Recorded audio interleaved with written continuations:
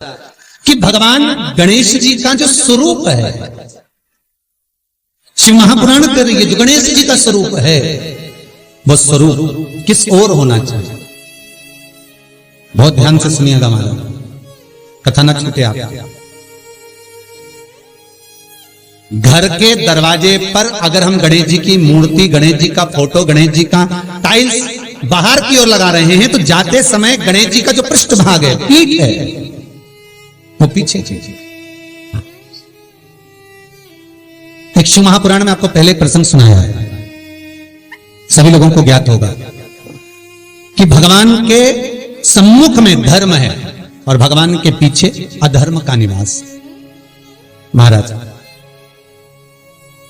ये दुनिया के लोग जो भगवान की परिक्रमा करते हैं ना, जितने भी लोग भगवान का परिक्रमा करने जाते हैं, मंदिर जाते हैं, परिक्रमा करते हैं, ये लोग मंदिर में जाकर जब पीछे प्रणाम करते हैं तो कभी मौका मिले तो एक बार इनसे पूछना जरूर कि भैया आपने कोई शास्त्र, आपने कोई पुराण कभी पढ़ा है? आपने शास्त्र पुराण का स्मरण किया है? हमारा कोई शास्त्र, कोई पुराण, कोई वेद यह वर्णन नहीं करता कि मंदिर के पीछे हम प्रणाम करें, हम मंदिर के पीछे नमन करें। हमारा शास्त्र वेद वर्णन नहीं करता। और देखे तो लक्ष्मी ने कहा, प्रभु जब गणेश जी के सम्मुख में रिद्धि सिद्धि, श्री, तुष्टि, पुष्टि, शुभ लाभ, सारे धन देने वाले, संपदा देने वाले जब गणेश जी के अग्रण्य रहेंगे तो पीछे बिठाने में क्या दिक्कत है? आप वर दे दो। भगवान विष्णु ने तथास्तु कर दिया। दरिद्रता दुख तुम्हें वर देता हूं कि तुम गणेश जी के पृष्ठभाग में विराजमान होगे।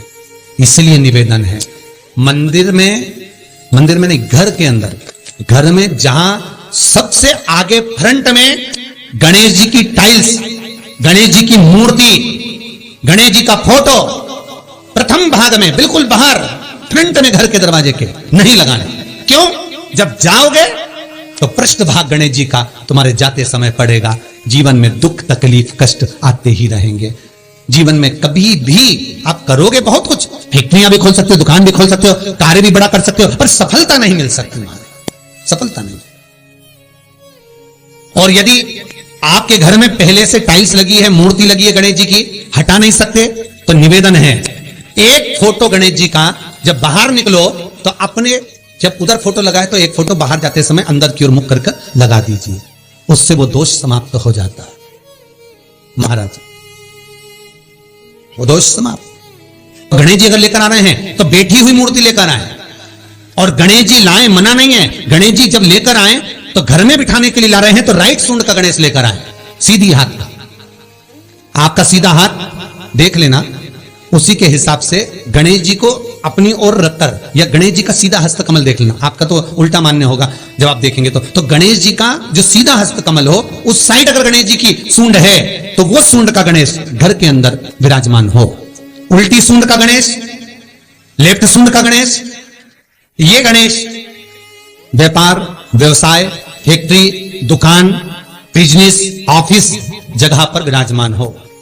बहुत ध्यान देना, उल्टी सूंड के गणेश बहुत कम बनते हैं।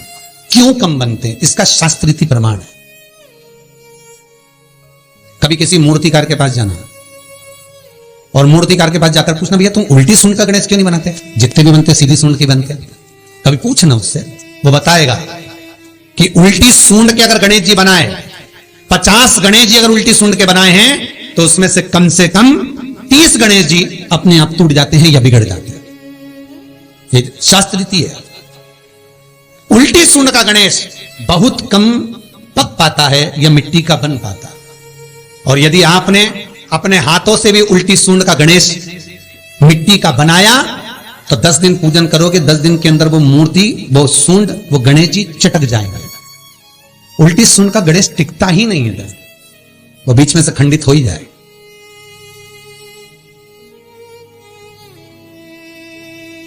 वो तो स्वयं गणेश जी कृपा करें, स्वयं विनायक कृपा करें और उल्टी सूंड के गणेश जी अपने को मिल जाएं और वो गणेश जी हमारे घर में आ जाएं तो वो फिर नहीं चले। सीधी सूंड के गणेश जी को मनाने के लिए महाराज मंत्र की 50 माला करना पड़ती है, तो समझ लो सीधी उल्टी सुन के गणेश जी को मनाने के लिए मात्र 5 माला में भगवान गणेश प्रसन्न हो जाते हैं। अर्थात उल्टी सुन का गणेश शीघ्र प्रसन्न होता है। महाराज ब्रजमंडल में जब कभी जाओ, मथुरा के पास में वृंदावन से आगे लोहवन पड़ता है। कौन सा वन है? लोहवन। वृंदावन से कुछ थोड़ी दूरी पर लोहवन है। उस लोहवन में जाना, जैसे निकुंज वन में गए, भांडेर वन में गए, आप लोग कई बार दर्शन करने गए होंगे, तो लोहवन में जाना और लोहवन में जाकर थोड़ा सा सरसों का तेल लेकर अपने ऊपर से 21 बार उतार कर लोहवन में भगवान शिव का स्मरण कर कर, यमुना का स्मरण कर कर, विष्णु और कृष्ण का स्मरण कर कर, वो तेल सामने एक मूर्ति मिलेगी जिसका शीश नहीं होगा, उस मूर्ति पर चढ़ा देना। इसका भी चरित्र शिव महापुराण में आता है महाराज, इसका भी व्याख्यान आता है उस मूर्ति का है। लोहवन ब्रजमंडल में लोहवन का व्याख्यान स्कंद पुराण में भी है।